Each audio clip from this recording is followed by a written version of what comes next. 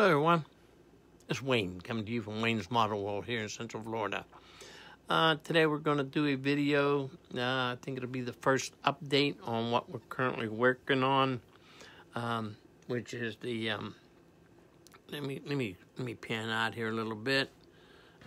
This is what we're working on. It's the 1937 custom Ford convertible, which we're going to do it in a convertible. I don't even know if I'm going to make it top for it or not. I may do the top as a lift-off top, but I'm not sure at this time. What we did, of course, we're not doing it. We're not going to do it box stock, that's for sure. Let me bring the body in where we're at so far. This is just setting. This ain't really glued up or anything. What we've done so far is, let's zoom in here and down. As you can tell, we did away with the tail lights that usually are on the fenders. That are usually right here on the fenders, like a little pocket where the decal goes. We kind of done away with that. Another thing we done, we de-chromed all of this. We're going to paint that, and it'll match body. This isn't ready to be painted yet. We just have it in a base coat of primer, just so we can check for flaws and imperfections. Also, what we did up front, as you can tell here, these usually have the big teardrop headlights, which I never was a fan of them on this model. I built one once before, and the headlights that come with a kit aren't real nice. So what I'd done, I made them circular. I added in and Frenched them. I added rings in, so this will all be painted. This car's going to hardly have any chrome on it at all when I'm done. The hood, we've done the hood a little different on this one. The last one I did, the hood would never fit properly, so I had to redo the hood in this area in here. I had to make the opening so when you put it on, it actually clears. I left enough for paint. Also, what I had with the problem when I did the other model was the hood fell off all the time because this point up here is just so small. So what I done was, of course, I did my, I don't know if you can see that or not. I done my little magnet trick, and there is a magnet right here, recessed in here. So when you put the hood on, and it plops down, that's where it stays. I used the magnets. Also, on the back, as you can tell, we cut the trunk open. We made the trunk to be hinged, which it stays open. What we're going to do, of course, we're going to, we had to add a piece in here to fill into the seat to make the trunk floor, but this is going to all be covered. We're going to cover this all in and finish it off, do a finish real nice, and probably put some tools and stuff like that in here when we're done. This also, I also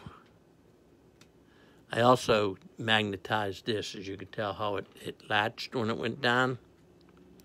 There's a recessed magnet right here, and then up in here there's another magnet that recesses in there. So when you close it, it latches. So it actually will not come open. So it's latched. Of course, we hinged it. We hinged it on the inside. So that's basically where we're at with the body so far. We're gonna go back around. There's a couple areas I have to work on in here, and there's a couple right in here. I like to prime them after of course I got something to hit right here, but I like to prime them after I get, even after I do body work on them or putty work. I like to prime them, then look them over, then you can rework your bad spots, and then I'll do a final prime before I paint. So, another thing I've done on this one is, this one really sticks on. Another thing I've done on this one was there's usually an ugly seam right here on these when you put this cowl panel in. I kind of did away with that. I worked it and smoothed it and puttied it. I closed off these ends here where the hinges should go down in, which there's always a big gap right here and here, a big hole. So we filled those in also. So that's where we're at with the body. Of course, like I said, still got to do some work to it. The interior, there's really nothing. I've put carpet in, and what this is, it's I get this at Michael's in all different colors. It comes like this. It's real thin. It's like a felt, and it's really nice to work with. It goes around anything. I put it in with Elmer's glue. I think this is like a big sheet of this. I've used just a good bit, but it's like 99 cents for a big square of it. I've got it in all different colors, and of course that's what I'm going to use to line my trunk area. I will cover the back of this because this will be seen when you look into the trunk. This will be the divider between the interior and the trunk. So the chassis I'm pretty well done. The chassis is pretty well all put together. I don't know much of anything else I have to do to it. The engine's wired and plumbed. I'm not like I always stated, I don't build nothing authentic. I just put stuff together. The block and the front and everything is what comes with the kit. I didn't like the cover. They have a big cover that goes on that covers the whole top of the engine. I kind of didn't like it, so I had this in my engine pieces, so I put that on, and it looks like a 5.0 fuel injection kit, I guess, but it's probably not right for this engine. It's probably not wired right. It's probably not plumbed right, but this is just the way I do it. I just make it look like an engine compartment. That's all I'm out to do. I'm not out to be authentic. I just make it to look good.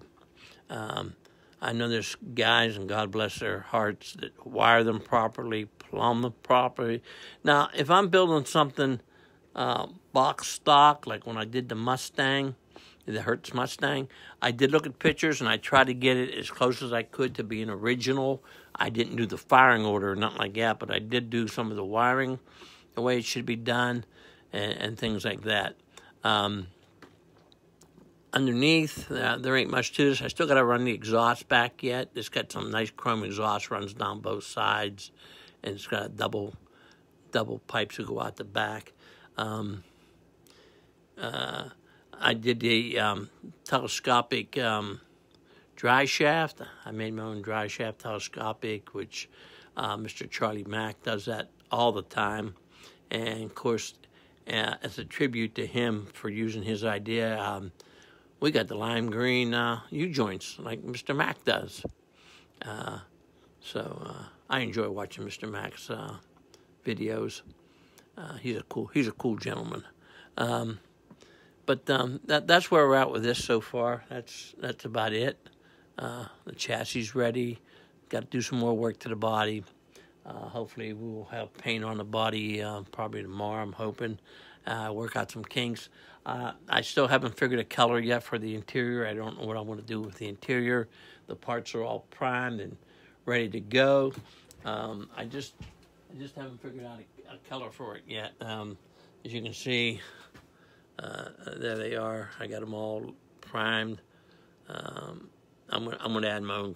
I found a console. I'm gonna add my own console to this. So, but that's where we're at with all this. Hopefully tomorrow we'll have it painted. I don't know if this will sit on there or not. I doubt it right now. Oh, pretty close. But anyway, that's basically where we're at. Of course, we got to figure out what we're going to do for taillights yet. Haven't figured out no taillights for it yet, but of course, if you probably tell by the color of the frame and the color of the inside deck lid, this is going to be what the color of the body is going to be. It's a teal. It's by Deco Art. It's a metallic. But this is I forget where I buy this. I think this comes from Hobby Lobby or Michael's, one of the two. You know, there again, it's not a very expensive paint. I got a bunch of those in different colors, but that's going to be the basic. That's going to be the basic body color. What I do from there, I got a couple ideas I'm tossing around about what to do with the body paint. But it'll have something done to it, you know that. So with that, this is Wayne. Have a good one. Stay safe. Goodbye.